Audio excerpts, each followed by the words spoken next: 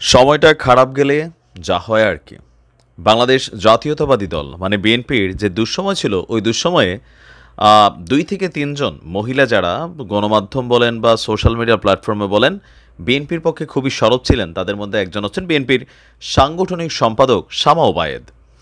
গেল ২ থেকে ৩ দিন আগে আপনারা প্রথম ধাপে একটা খবর পেয়েছিলেন যে শামা ওবায়েদের পদটাকে স্থগিত করে দিয়েছিল বিএনপি ঊর্ধ্বতন কর্তৃপক্ষের নির্দেশে। এর পরপরই আজকে তার কপাল আরও খারাপ হয়ে যাচ্ছে।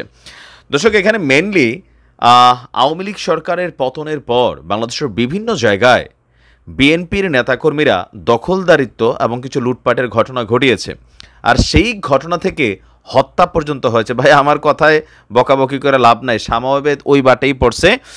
ক্ষমতাকে কেন্দ্রীভূত করে, দখলদারিত্বকে কেন্দ্রীভূত করে শামা ওবায়েদের যেই ফলোয়াররা আছেন বা স্থানীয়ভাবে যারা তার অনুসারী আছেন, তারা বিএনপির ঠিক আরেকজন সিনিয়র যিনি নেতা, ফরিদপুরের নগরকান্দার কৃষক দলের কেন্দ্রীয় সাধারণ সম্পাদক শহীদুল ইসলামের সমর্থক একজন আছে, ওনার নাম হচ্ছে কবির ভূঁইয়া।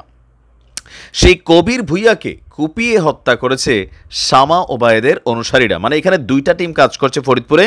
একটা হচ্ছে কৃষক দলের কেন্দ্রীয় সাধারণ সম্পাদক শহীদুল ইসলাম, তার পদও কিন্তু বিএনপি স্থগিত করেছে। আরেকটা হচ্ছে শামা ওবায়েদ। তো গতকালকে রাতেই ১টার দিকে নগরকান্দা থানায় নিহত কবির ভূঁইয়ার স্ত্রী মনজিলা বেগম বাদী হয়ে এই মামলাটি দায়ের করেছেন। এই মামলাতে টোটাল ৩৬ জনের নাম উল্লেখ করা হয়েছে। অজ্ঞাত হিসেবে আছে আরও ৫০ থেকে ৬০ জন। মামলায় শামা ওবায়েদ হচ্ছে ১ নম্বর আসামি।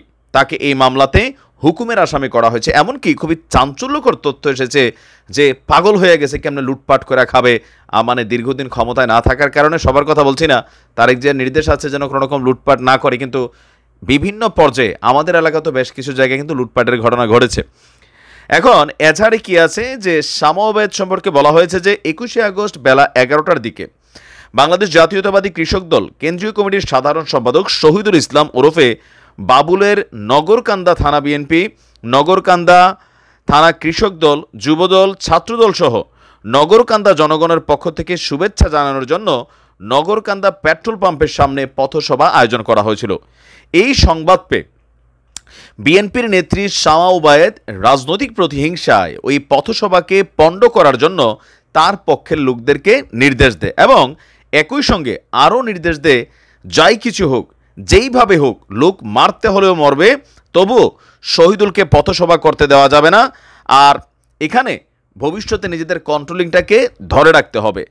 যদি খুন জখমের মামলা হয় তাহলে ওইটার টাকাও আমি দেব, টাকা পয়সা যা লাগে আমি দেবো। এগুলো আমার কথা না, এজাহারে ডাইরেক্ট লিখে আছে। এজাহারে আরও বলা হয়েছে, শামা ওবায়েদের এই নির্দেশ পাওয়ার পর অন্যান্য জায়গার মতন নগরকান্দা বেইলি সেতুর পশ্চিম পারে মিনার গ্রামের রাস্তা দিয়ে আমার স্বামী কবির বাড়ি থেকে নগরকান্দা বাজার করার উদ্দেশ্যে যাওয়ার সময় একই দিন বেলা 11:30টার দিকে নগরকান্দা বেইলি সেতুর পশ্চিম পাশে মিনার গ্রাম ভ্যান স্ট্যান্ড সংলগ্ন রাস্তার উপর পৌঁছানো মাত্র আসামিরা বলে ওকে মারধর করে খুন কর, শামা আপা হুকুম দিয়েছে। এটা উনি এজাহারে লিখেছেন। শহীদুল ইসলাম বাবুলের লোকদের যাকে যেখানেই পাবি তাকেই খুন করবি, আর এটা শামা আপার নির্দেশ। এরপরে আসামিরা 18 ইঞ্চি ধারালো অস্ত্র এবং লোহার রড দিয়ে কুপিয়ে ও পিটিয়ে আমার স্বামীর মৃত্যু নিশ্চিত করে। তো ৩৬ জনের মধ্যে সবাই আপনার বিএনপির এখানে যারা আছেন, জ্যেষ্ঠ সভাপতি বাবুল তালুকদার, সাধারণ সম্পাদক সাইফুর রহমান মুকুল, তার ভাই মাসুদ, অনেকে আছেন। আর ঘটনার সত্যতা নিশ্চিত করে নগরকান্দা থানা পুলিশের কর্মকর্তা যিনি আছেন ওসি আমিনুর রহমান বলছেন যে গতকালকে রাত ১টার দিকে নিহতের স্ত্রী মনজিলার অভিযোগটি মামলা হিসেবে গ্রহণ করা হয়েছে, তবে আপাতত সবাইকে গ্রেপ্তারের জন্য চেষ্টা চালানো হচ্ছে।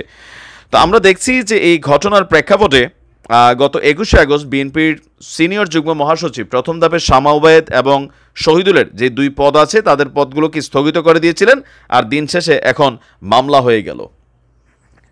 এই কারণেই মানুষ ওই যে ডক্টর ইউনূসের দলের প্রতি অনেকটা এখন মুখিয়ে আছে। কেন যে আমরা প্রথম ২ দিন যা দেখছিলাম সারা বাংলাদেশে, এই দৃশ্যগুলা সামনেও আসবে। আজকে প্রথম আলোতে দেখলাম জাস্ট হচ্ছে ঢাকা শহরের বিভিন্ন জায়গায় মাসে ১৮০ কোটি টাকা শুধুমাত্র এই স্ট্যান্ড সহ বিভিন্ন জায়গা থেকে চাঁদাবাজি করা হয়।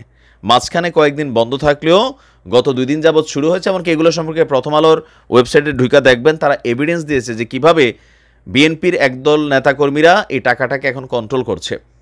ঊর্ধ্বতন পক্ষ থেকে নির্দেশনা থাকলেও এই গ্রাউন্ড লেভেলে কিছু আছে সুবিধাভোগী, এরা কিন্তু দলের 12টা বাজায়, যেমনটা আওয়ামী লীগের বেলায় কিন্তু ঘটেছিল। এদেরকে কন্ট্রোল করা কষ্টকর। তবে আমি মনে করি বহিষ্কার টহিষ্কার না কইরা যেখানে যারা পাবেন পুলিশই দিয়ে দিবেন, তাহলে দল সম্পর্কে মানুষের একটা পজিটিভ ইমেজ থাকবে। ভালো থাকুন। আসসালামু আলাইকুম।